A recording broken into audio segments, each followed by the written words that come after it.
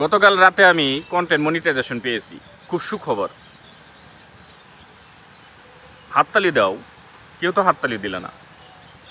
আসলে হাস্যকৃত কথা, এইসব কথা কি বলবো আর কি। তো যাই হোক, আই এম সরি, আমি কন্টেন্ট মনিটাইজেশন পাইনি, এটা নিয়ে বলি না, জাস্ট একটু ফান করলাম তোমাদের সাথে। একজনে মানে পোস্ট করছে যে আমি গতকাল রাতে কন্টেন্ট মনিটাইজেশন পেয়েছি, সুখবরটা তোমাদের সবাইকে দিলাম। ইভেন আজকে কেন জানি আমার কন্টেন্ট মনিটাইজেশনটা চলে গেছে। এটা কি একটা মানে একটা মুভির একটা ডায়লগ না?